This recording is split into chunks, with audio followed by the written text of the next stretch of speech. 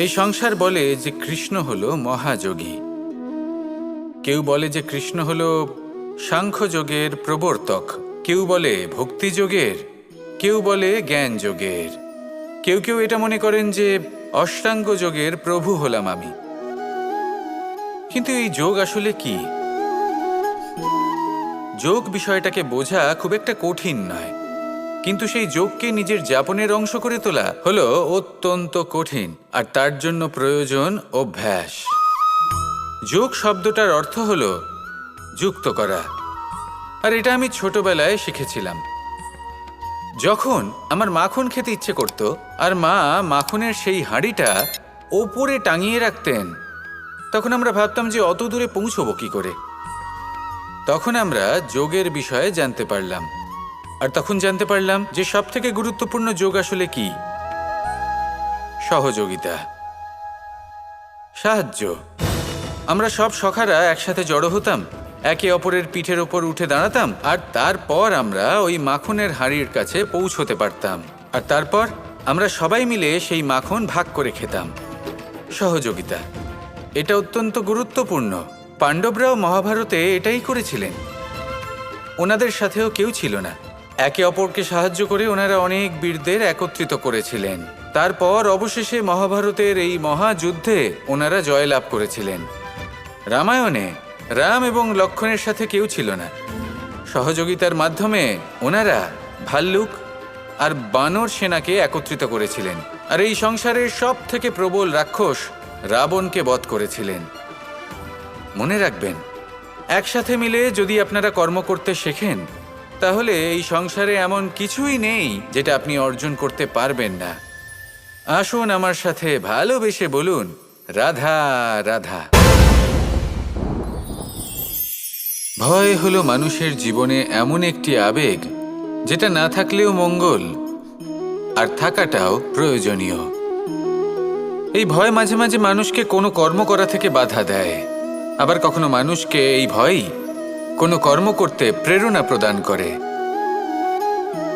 এবার যেমন মৃত্যুর পর আমরা স্বর্গলাভ করব নাকি নরক বাস করব, সেই বিচারটা ভয় হিসেবে মানুষের মনে ঘর করতে থাকে। আর এই ভয়ের বিষয়ে মানুষ এতটাই ভাবে যে নিজের জীবনের লক্ষ্য, উদ্দেশ্য, রীতি এই সব কিছুর বিষয়ে ভুলে যায়।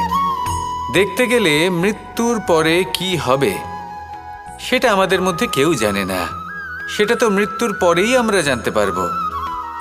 কিন্তু এই মৃত্যু পর্যন্ত নিজের জীবনের সারথি হলেন আপনি নিজেই, তাই না? আপনি চাইলে এই জীবনকে স্বর্গও করতে পারেন, আবার নরকেও পরিণত করতে পারেন। নির্ভর করছে আপনার কর্মের ওপর আর আপনার আপনজনের ওপর। আপনি যাদের আপন বলে মনে করেন, অনেক সময় যাদের আপনি বন্ধু বলে মনে করেন, কথায় আছে যে প্রকৃত বন্ধুর মধ্যে ঈশ্বর বসবাস করেন। এই বন্ধু আপনাকে হয় পথ থেকে সরিয়ে দেবে বা উচিত পথে নিয়ে আসবে। এরাই আপনার জীবনকে স্বর্গ করে তুলতে পারে বা আপনাকে নরক পথেও টেনে নিয়ে যেতে পারে। তাই জীবনে নিজের কর্মের বিষয়ে আর নিজের সঙ্গের বিষয়ে ভাবুন, সতর্ক হয়ে এগোন, আর আমার সাথে ভালোবেসে বলুন, রাধা রাধা।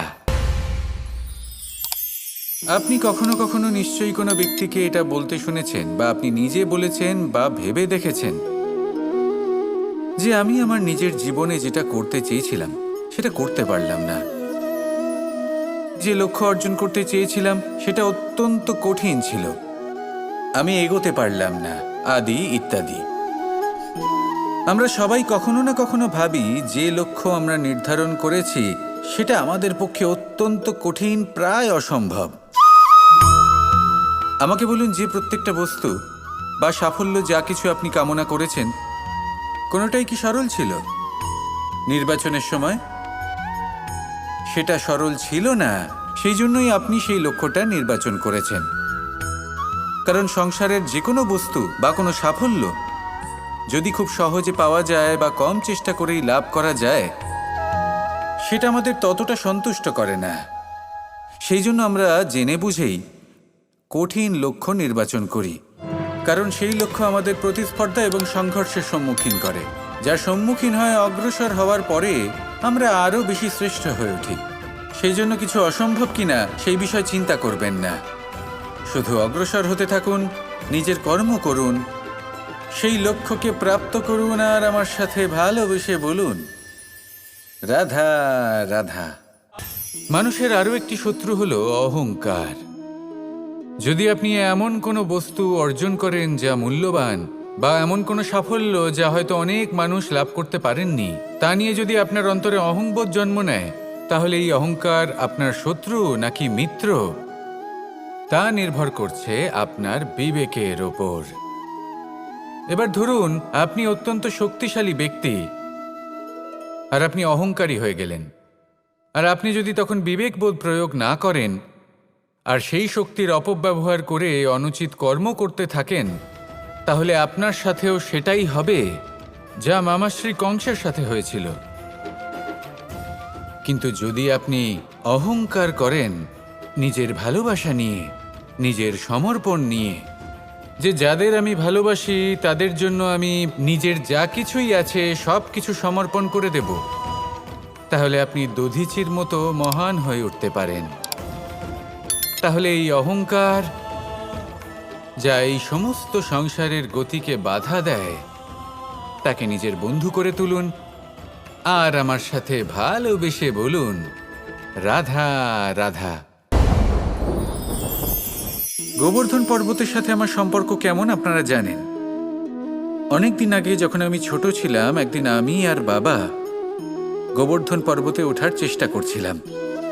আমি ক্লান্ত হয়ে পড়লাম আর আমি বাবাকে বললাম যে, বাবা, আমাকে আর কতটা উপরে উঠতে হবে, আর ক পা যেতে হবে, আর কত উঁচুতে উঠতে হবে, আর কত সময় লাগবে। তখন বাবা হাসলেন। উনি আমার কাঁধে হাত রাখলেন আর আমাকে বললেন যে, এটা আন্দাজ করতে যেও না যে আর কত সময় লাগবে, এটা মাপতে যেও না যে আর ক পা সামনে এগোতে হবে। শুধু এই যাত্রাপথের আনন্দ উপভোগ করো আর সামনে এগোতে থাকো। যদি এটা করতে পারো তবেই নিজের লক্ষ্য লাভ করতে পারবে। এটা কিন্তু আমাদের জীবনের সাথেও ঘটে। আমরা চিন্তিত হয়ে পড়ি যে এখনো আর কতটা সামনে এগোতে হবে, আর কতটা চেষ্টা করতে হবে, কতটা পরিশ্রম করতে হবে, আর কত সময় লাগবে নিজের লক্ষ্যে পৌঁছতে। এই চিন্তা ত্যাগ করুন, নিজের দৃষ্টিভঙ্গি পাল্টান আর এটা ভাবুন যে আরো কত শ্রেষ্ঠ কর্ম করতে পারি সামনে এগোনোর জন্য, আর কত তীব্র গতিতে আমি সামনে এগোতে পারবো। সামনে অগ্রসর হওয়ার এই যে যাত্রা বড়ই সুন্দর, এটার আনন্দ উপভোগ করুন। বাবার এই শিক্ষার কারণে আমি গোবর্ধন পর্বত হাতে তুলতে পেরেছি। দিনের শেষে এটা আপনার উপর নির্ভর করছে যে নিজের পর্বতরূপী লক্ষ্যকে আপনি নিজের হাতের মুঠোয় ধরে রাখতে পারবেন নাকি নয়। আসুন আমার সাথে ভালোবেসে বলুন, রাধা রাধা।